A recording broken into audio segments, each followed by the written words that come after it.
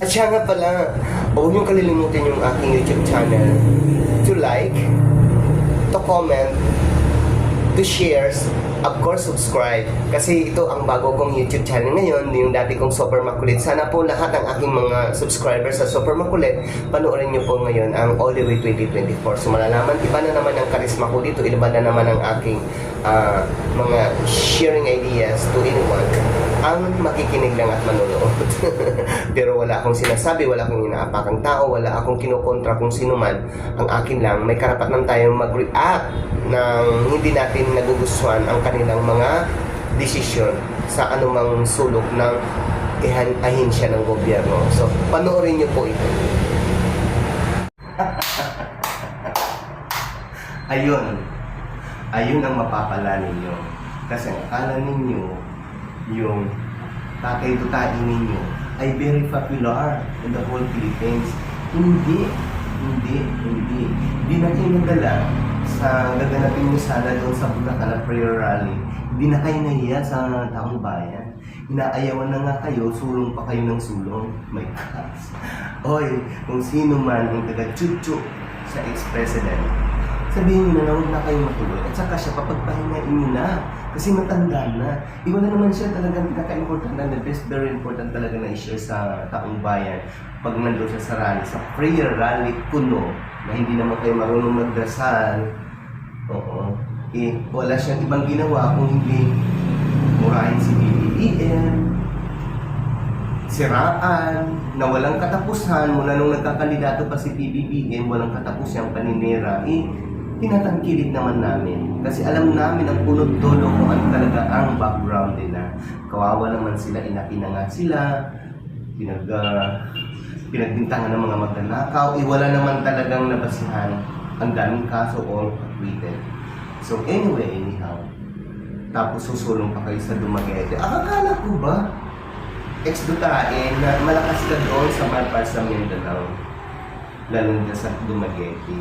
Ang akala ko ba is welcome ka doon. O tingnan mo, kinansel ang permit ninyo. Dahil ang alam ng mga tao doon na wala kang gagawin kung hindi putang, polboron, adik, lahat-lahat na sa paninira ng gobyerno ni mahal namin na PBBM. Kaya yun, huwag niyong bibiluin ng taong bayan ng ulo o utak. Kasi wala na talagang naniniwala sa inyo. Alam na nila kung anong background nyo. At wala naman talagang magandang background ganun ikaw ang presidente.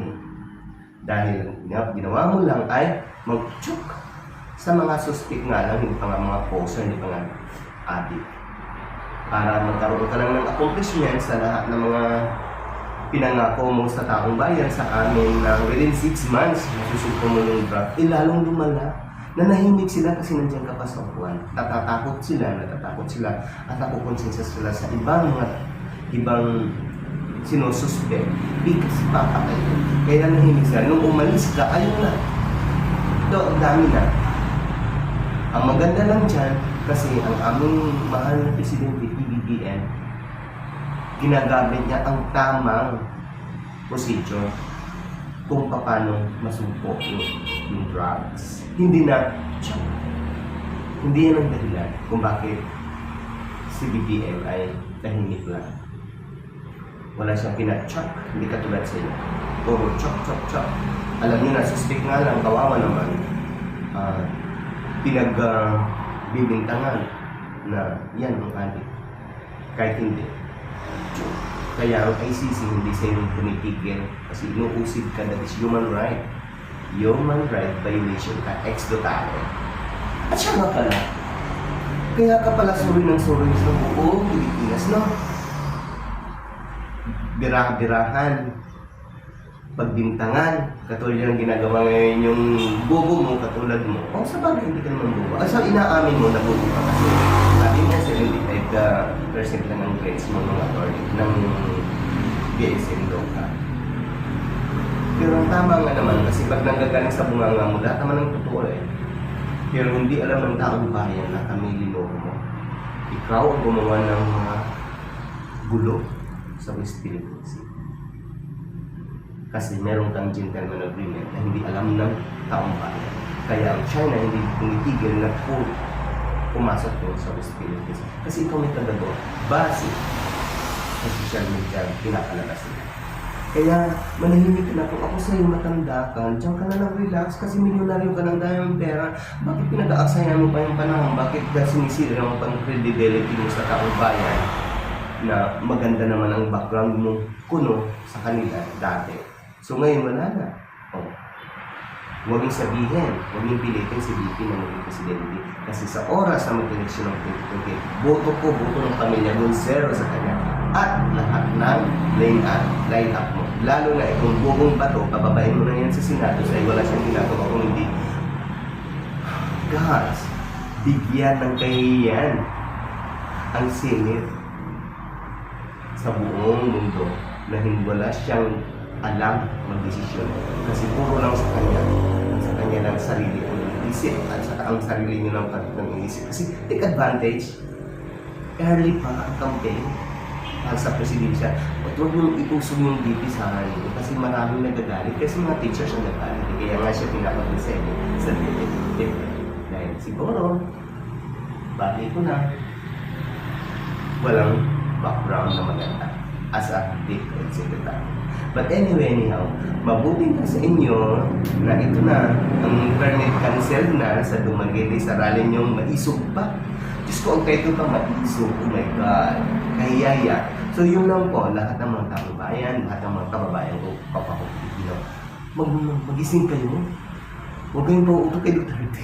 Diyos ko. Nauto kayo, so hindi ko alam kung ano nangyayari sa ginawa niya dito. At hindi niyo alam kung bakit. Talaga niyang minamasama niya yung PBBM. Dito lang yun sa Pilipinas kasi walang nakakaintindi sa ginagawa. Tapos may sinasabi wala daw research kayo sa government website. Yung mga tangang Pilipino dyan na sinasabi ninyo na walang nagagawa ang presidente niyo. Research kayo sa government.ps. Ayan, mag-research kayo dyan sa Google kasi marami, makikita niyo yung accomplishment at saka yung project na nagawa. Hindi na nakinig lang kayo sa ibang tao. Iwan na naman siguro mga tiyuma kayo para kayong nalalaman. Anyway, yun lang po. Marami pong salamat. Ang taong mga walang isip, huwag kayong magpapulo. Oo, kasi halata na inaayawan na yung jutain ninyo. Yun lang po. Marami pong salamat.